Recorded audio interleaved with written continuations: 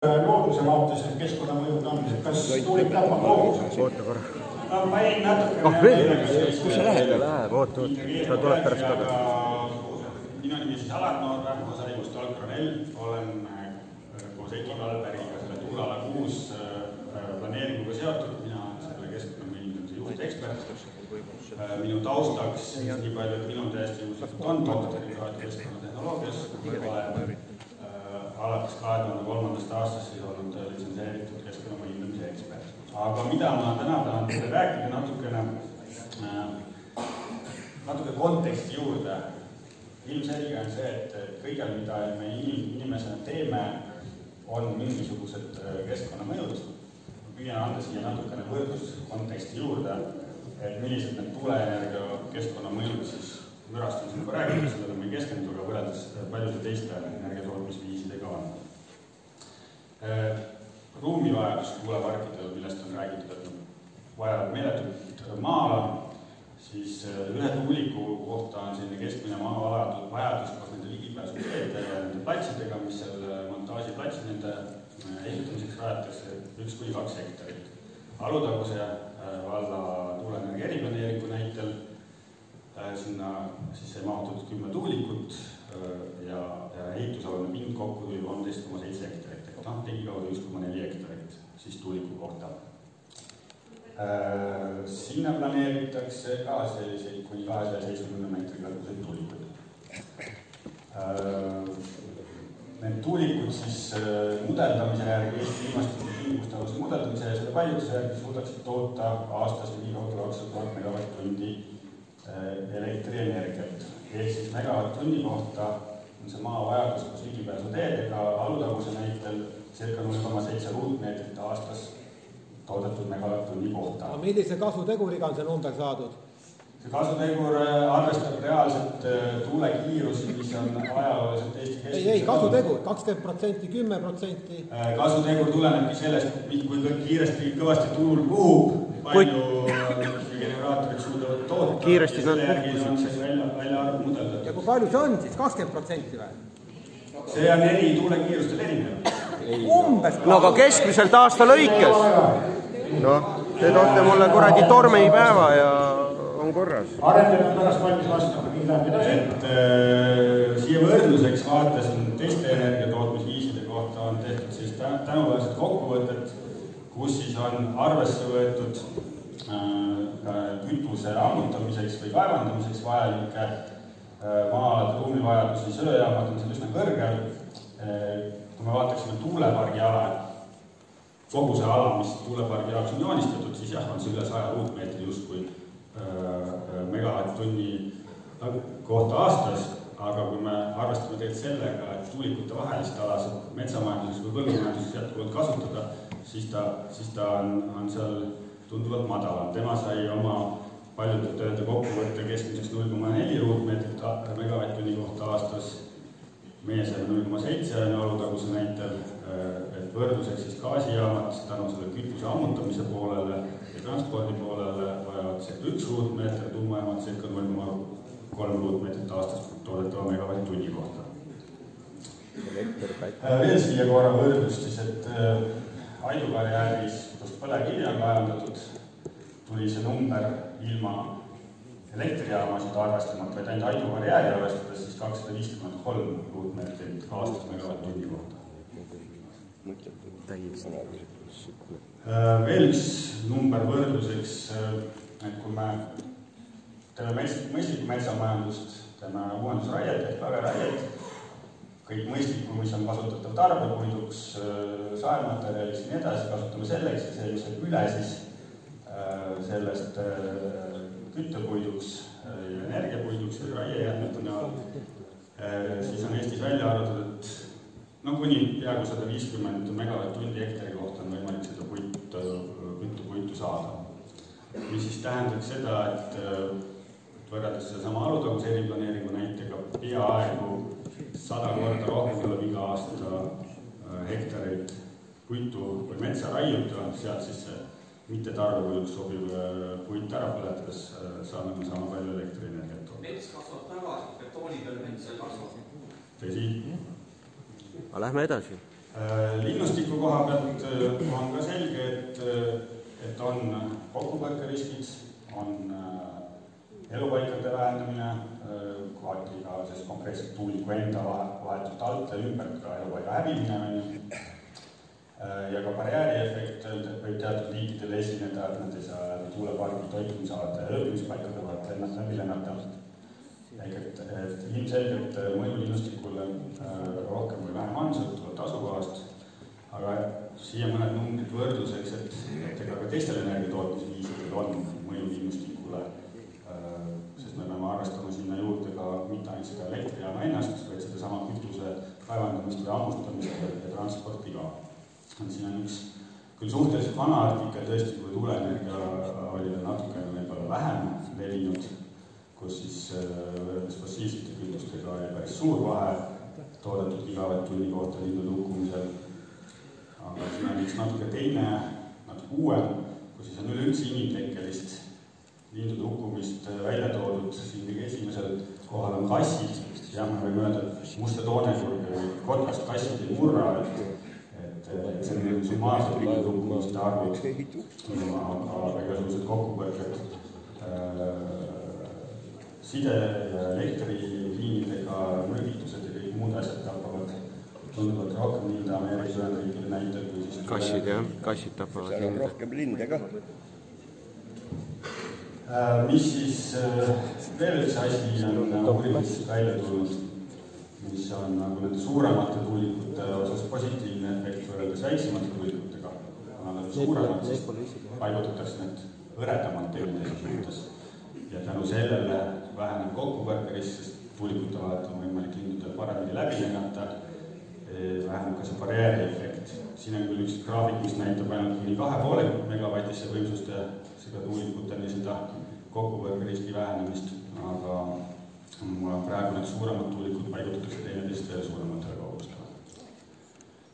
Ja on ka mitmeid leevendusmeetmeid, mida siis vajadusel keskkonna mõjutamises tuleb välja pakkuda, näiteks, et rändeperioodil või kuskil rändeteedele jäävad need tuulepargi jalad, tuleb võib-olla tuulikud mingis ajaks seisma panna, et rändeperioodil kokkupõrkeriski vähendada. On ka välja töötatud kaamerasüsteemid, mis võimaldavad siis lindude lähendamisel kas pidurdada, vähendada seda pöörlemiskiirust, et seda kokkupõrkeriski vähendada või seda siis lõpuks ka seitse siisata.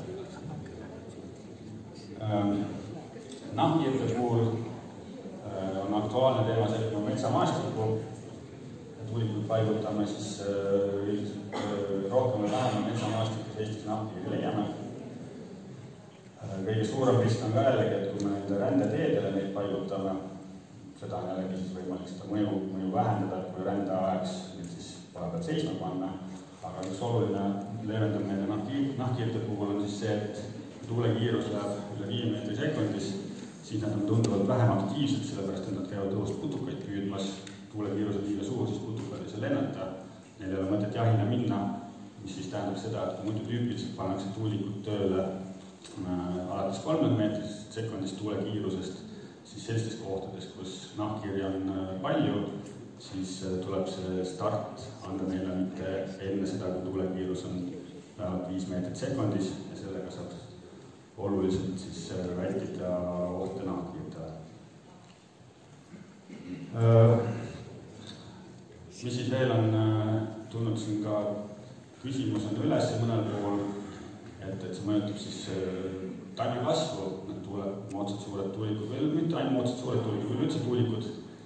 Esimene aspekt on seesama, et tuulikute vaheline maa põllumajanduse või metsamajanduse jaoks säilib alutaguse planeerime näitel siis üle 90% tegelikult, sest maa-alast säilib endiselt metsamaana. Aga on siis tehtud uuringuid, et kas mikrokliimat võib tuuleenergeetika oma vahetus läheduses siis tuulepargil mõjutada. Ja on täheldatud, et see õhupöörlemine tuuliku ümber muudab siis öösel maapinna natuke soojemaks. Päevasel ajal on nagu nii päikesepaiste vahetus, külvisuse vahetus selliseks, ei ole seda efekti täheldatud, aga just öisel ajal.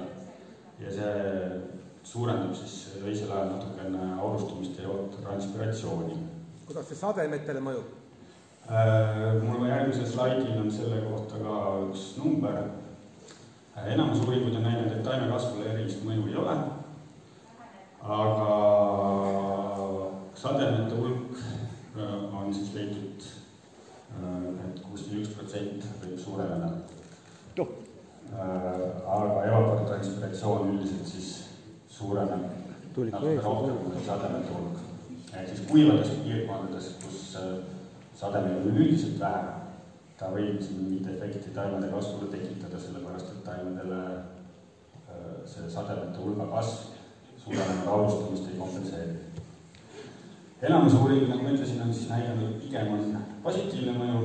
See positiivne mõju siis tuleb sellest taimekasvudele, et seesama õhu pöörlemine, kui ta vett viib minema mullast, siis ta toob seda mullast kaasa ka süsinikdioksiidi, taimed teatavasti fotosünteesil vajavad valgust ja süsinikdioksiidi, nad saavad süsinikdioksiidi sealt maapinna lähedalt rohkem kätte, siis nende kasv kiiremini. Aga siiski on ka üks hiinlaste uuring tehtud selline satelliitide baasil, mis näitab, et taimete muutused, siin just kui raske näha on, on järgmisel slaidil üks asi välja võetud suurematelt kuni 20 kilomeetri kaugusel just kui mingi mõju on. Aga võiksin nagu kõige lihtsamini võib-olla arusaadava näitaja sealt välja, mis siis on netoprimaarproduktsioon ehk kui palju süsinikku ruutmeetri kohta taimete tarbib. Ja siis see maksimaalne number circa, mis siis vähenemine selle hiinlaste uuringu järgi välja tuli 5 grammi süsinikku ruutmeetri kohta aastas vähenes taimestiku netoprimaarproduktsioon. Võrdluseks tuua siis parasvõetu metsades on see 600–1200 ja rohumaadel 200–600 grammi juures. Mingi efekt võib mõnel juhul olla, aga mitte suur. Jäätmetest on palju juttu olnud. Täna ei ole meil veel läinud tehnoloogiaid väga massiliselt labasid taaskasutada kõik muud metallosad, taaskasutamine on suhteliselt lihtne. Proovisime siis hinnata korra selle põhjal, mis andmed suurte nende tuulikute kohta välja toovad, et kuskil kuni isegi 500 tonni on meil keskelt peale või ole kogu mass tuulikul, millest siis kondel on 120 lapad, kokku siis üle 100 tonni natukene. Ja vundamendile ma vahetasime praegu maksimaalsed väärtused, see sõltub hästi palju bioloogilistest tingimustest, kas meil on vähem monoliitseks suurt vundamenti või saame kasutada aiasid ja nii edasi. Maksimaalsete näitajate juures siis seal peaaegu 2000 tonni võib olla sellise suure üle 270 meetri kõrguse tuuliku jaoks vaja ka vundamendile betooni. Ja see siis võrrelduna ka jällegi tüüpiliste söe- või gaasijaamadega, et kui ma seda vundamendi osa ei arvestaks, siis oleks see väiksem. Kui vundamendi on vaja maksimaalselt materjali kasutada, siis ehituslikult on see materjali kogus tõepoolest suurem. Aga jällegi teistel energiatootmisviisidel on vaja kütust pidevalt ka transportida, mida ei ole arvesse võetud, näiteks gaasi on vaja transportida gaasitorustiku kaudu, põlevkivi või mujal maailmas kivisütt on vaja, ma ei tea, raudtee kaudu näiteks. Ja vaatasin siis ka seda, et kui me energiamajanduse arengukava järgi kõik need tuulikud valmis ehitaksime, mis meil on siin aastani 2035 prognoositud, et eesmärgiks jäetud, et võiks olla võimsusena tuulikud pandud.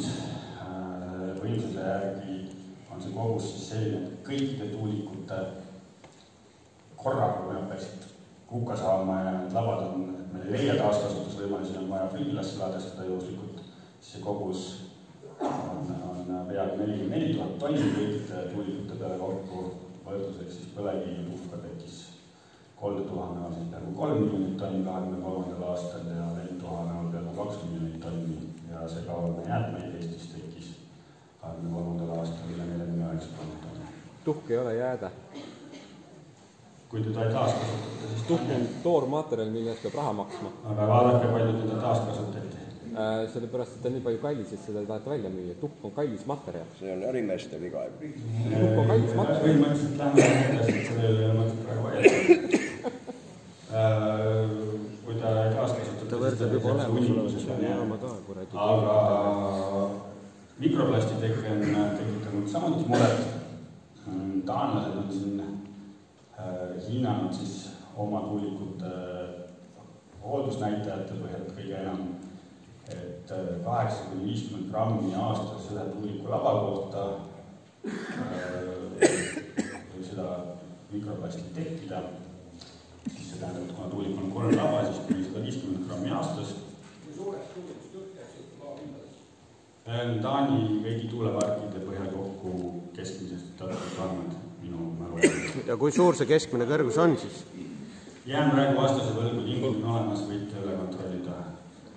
Aga võrdluseks siis, kui palju vehvipuru tekib ühest sõiduautost, selle sama aastast 150 grammi, mis ma võtsin selle maksimaalse näitaja, siis võrdluseks on see, et üks auto peab läbima üks sõiduauto 1500 kilomeetrit, selleks, et sama palju kui siis see maksimaalne näitaja selle tuuliku kohta aastas tekitab seda puru või siis 1500 sõiduautot peab läbima 1 kilomeetri.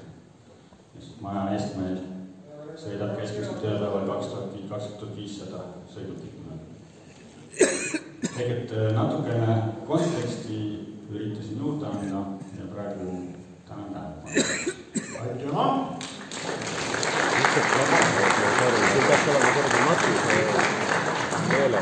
Oleme küsimuste esitamise eel. Mul endal üks